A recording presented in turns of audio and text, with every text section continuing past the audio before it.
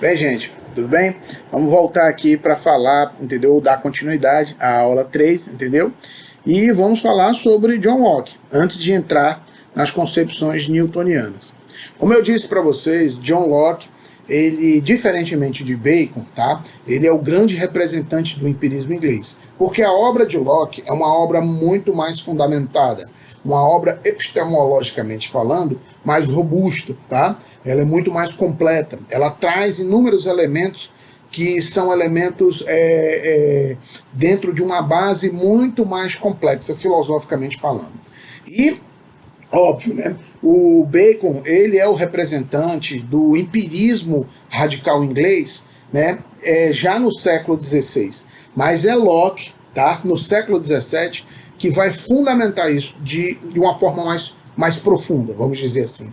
E Locke nasce em 1632 e morre em 1704, e ele foi contemporâneo do Isaac Newton, né? Como eu disse para vocês, ele vive toda aquela transformação newtoniana que ocorre nesse período. Né? Os grandes impactos, né, das teorias de Newton, o Locke presencia tudo.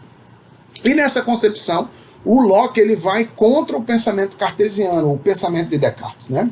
O racionalismo de Descartes, o Locke é totalmente contra essa concepção. Para Locke não existem ideias inatas. O homem não nasce com ideias inatas ou um juízo inato, tá? E desse juízo é que vem o conhecimento. Não. Para Locke, todo conhecimento parte da experiência, parte dos sentidos.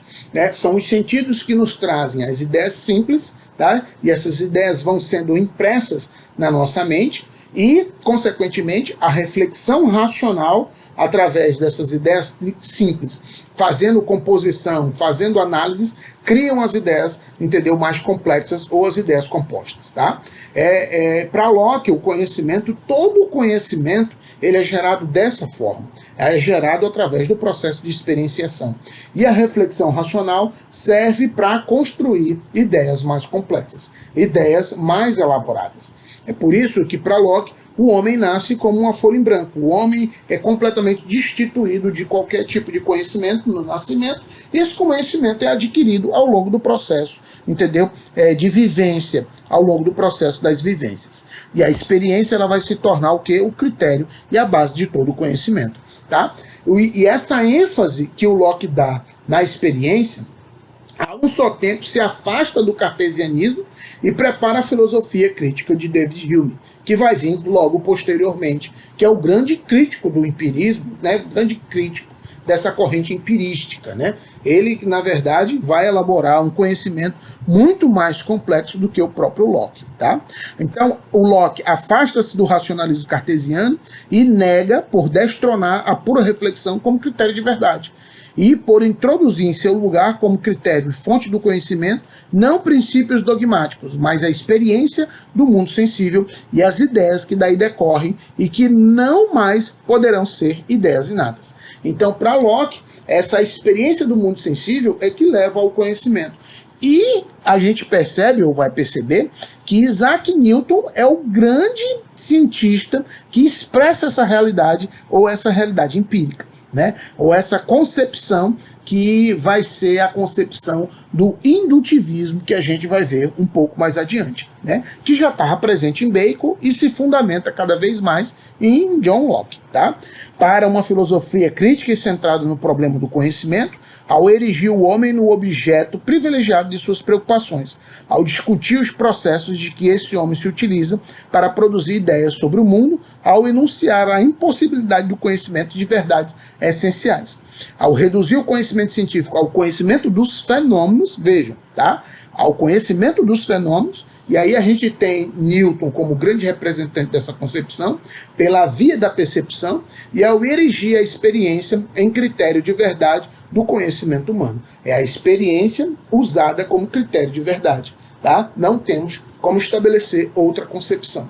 E aí a gente percebe, né, que Newton vai ser o grande, né, vamos dizer assim, o ponto limite, né, como está exposto aqui no livro do James Clerk, né, do James Clerk, né? Vejam, os historiadores passaram a ver Newton como um ponto limite, a culminação e o apogeu de um episódio nos acontecimentos convencionalmente chamado de Revolução Científica. Então esse termo começou a exigir explicações ou aspas. Ambivalência é um termo adequado para se falar do momento decisivo no desenvolvimento da cultura humana, o momento em que o racional triunfou sobre o irracional. Por que ambivalência? Porque é o momento das grandes transformações, é o momento da transição, o momento de uma ruptura, vamos dizer assim, completa entre o pensamento escolástico aristotélico e a nova concepção científica colocada em pratos limpos por Isaac Newton. Não tem como a gente negar essa concepção, tá? Então, a Revolução Científica é uma história, uma estrutura narrativa estabelecida tardiamente. No entanto, ela existe e existiu, não só na visão retrospectiva dos historiadores, mas na consciência de um pequeno número de pessoas na Inglaterra e na Europa do século XVII. Eram, como pensavam, sábios. Viam algo novo no domínio do conhecimento. Tentavam expressar a novidade. Inventaram as academias e sociedades e abriram os canais de comunicação para promover a ruptura com o passado, ou seja, sua nova ciência. Rompe-se completamente com aquela concepção, entendeu? Aristotélica de ciência, ou seja, a Terra parada, a Terra no centro do universo. Essa cosmologia, ela desaparece porque não tem como ela ser sustentada. Essa obra do Newton, né, os princípios matemáticos de filosofia natural, ela expressa justamente isso. Nessa obra a gente vai ver as grandes leis do movimento expressas por Newton, como também a lei da gravidade universal, tá? Nós consideramos a Revolução Científica uma epidemia, espalhando-se pelo continente europeu durante 2 séculos. Ela viria a pousar na Inglaterra na pessoa de Isaac Newton, disse o físico David Goldstein. No entanto, a caminho do norte, ela faria uma breve parada na França. Quem é esse grande representante francês? É Descartes, né? Porque Descartes, ele enxergava também o mundo de forma matemática, né? De forma geométrica. E isso também, entendeu? Contribuiu muito para essas transformações e essas modificações. Ou uma corrida de revezamento disputada por uma equipe de heróis que sempre passavam um bastão para o que estava na frente. Copérnico para Kepler, Kepler para Galileu, Galileu para Isaac Newton. Como a gente já viu, essas transições históricas, esses momentos de transformação desses grandes pensadores, né? Desses grandes cientistas, que foram possibilitando a construção de um novo método e de uma nova ciência, né? Ou a derrubada e destruição da cosmologia aristotélica, uma visão de mundo que cambaleava desde as investidas de Galileu e Descartes e que finalmente, né, expirou em 1887, quando Newton publicou um livro. Que livro? Os Princípios Matemáticos de Filosofia Natural. Gente, esse livro vocês podem baixar na internet, né? Ele já está disponível para fazer download. Vocês podem baixar a versão da coleção Os Pensadores. É muito interessante, né? Vocês vão ter acesso à obra de Newton, que marcou a passagem, entendeu? Ou marcou a Revolução Científica, né? Sem essa obra, na verdade, essa obra aqui é que mata completamente a cosmologia aristotélica e o pensamento escolástico.